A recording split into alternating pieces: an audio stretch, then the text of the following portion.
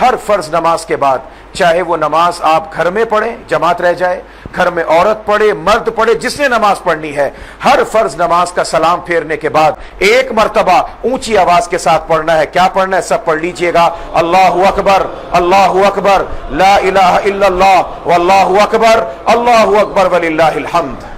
ایک مرتبہ اس کا اونچی آواز سے پڑھنا واجب، مرد کے لیے بھی عورت کے لیے بھی۔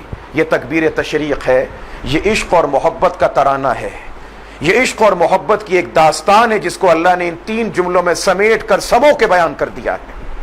جس وقت ذی الحجہ کی 10 تاریخ ابراہیم علیہ السلام اپنے فرزند دلبند کو ذبح کرنا چاہتے ہیں، آسمان اور زمین کے تمام فرشتے پکار پکار کر، چلا چلا کر کہہ رہے تھے، اللہ اکبر، اللہ اکبر، اللہ تو سب سے بڑا، تو سب سے بڑا۔ اللہ یہ کیا کہ باپ بیٹے کو کاٹ رہا ہے؟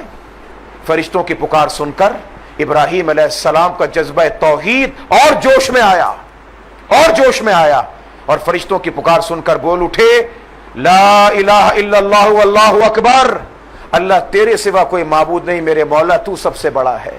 یہ تو ایک اسماعیل ہے جس کو تجھ سے مانگا تھا، اور 70-50 بھی ہوتے تیرے نام پر ہی کاٹ دیتا۔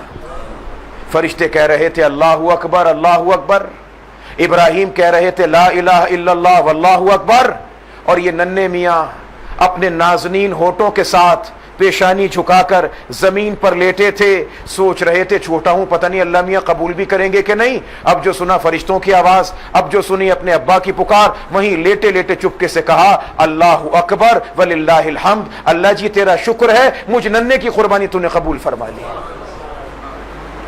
یہ فرشتوں کی ندا، یہ ابراہیم علیہ السلام خلیل اللہ کی ندا، اور یہ جناب اسماعیل کا محبت سے بھرپور کلام، ان تینوں کو اللہ نے جمع کر کے مسلمانوں کو عطا کر دیا کہ جاؤ اب 9ویں کی فجر سے لے کر 13 کی عصر تک یہ محبت کا ترانہ تم سب کے سب ادا کرتے چلے جانا۔ اونچی آواز سے ادا کرنا واجب ہے، مرد کے لیے بھی ضروری اور عورت کے لیے بھی ضروری ہے۔ عورتیں بھی گھر کے اندر اس کو ادا کریں گی، مرد بھی ادا کریں گے۔